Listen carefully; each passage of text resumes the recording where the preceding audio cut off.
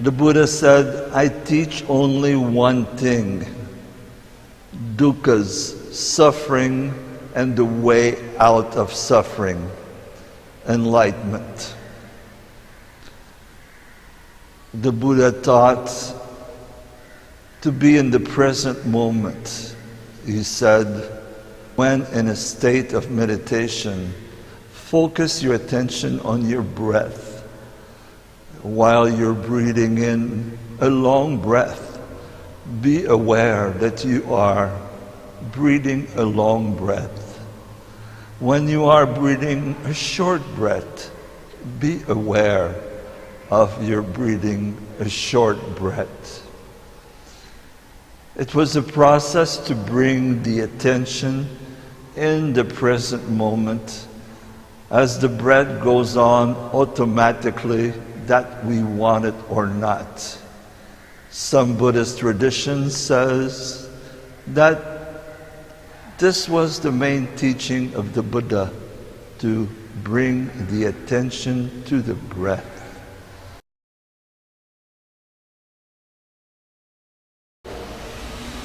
The Buddha said, it doesn't matter how many holy words you read or how many holy words you speak.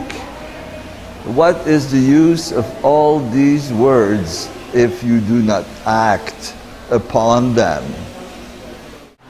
The Buddha said, better than 1,000 hollow words is one word that will bring peace. The message of the Buddha is very clear. One of my favorite quotes is, there's only two mistakes that you can do on the path to enlightenment. One is not going all the way to enlightenment, and the other one is not starting. The Buddha said, do not dwell in the past.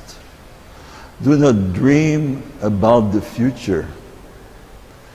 Concentrate your mind in the present moment. The Buddha said that if we could only realize the miracle of what is a flower, our whole life would change. The Buddha said, peace comes from within. Do not seek it without. Outside yourself, for the truth resides in your own heart. The Buddha said, the way is not the sky, the way is the heart. One of my favorite quotes of the Buddha is, believe nothing, no matter where you read it in any scripture or whoever told you that this was the truth. Unless it agrees with you, do not believe it. Do not believe it even if I tell you that this is the truth. It must make sense to you. He says to teach these simple truths to all people that you can. And number one is to have a generous heart. The Buddha talks a lot about opening one's heart, being loving and compassionate to oneself and to humanity at large. And number two, have a kind speech. And number three, live a life of compassion and service. If you do this, says the Buddha, these actions will not only renew your own life, but it will renew humanity at large.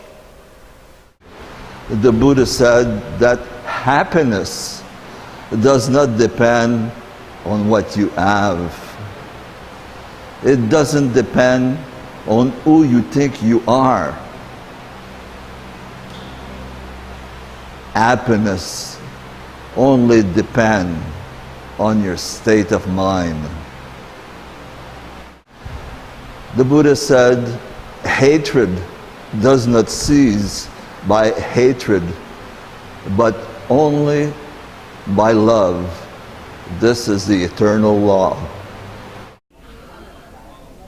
I'm in the ancient city of Bulaniwada in central Sri Lanka. And by people standing in front of the statue, you can see the enormity of the statue, which is about 25 foot. This is a statue from about the 12th century. The positions of the hands are remarkable. A complete picture of peace. And as we focus on the Buddha's head, we can see absolute serenity.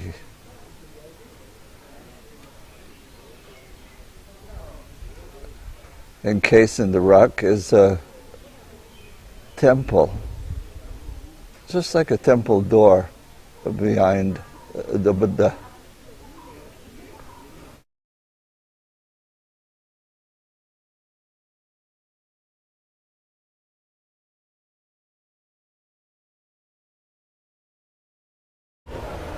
I'm standing in front of a 10th century statue of goddess Durga. Over thousands of years, Buddhism and Hinduism has intermingled here in Sri Lanka, for there's been dozens of invasions from South India over the last 2,000 years. We must remember that Sri Lanka and India have been two separate masses of land for only 7,000 years, which is not much when we compare to the history of the planet itself.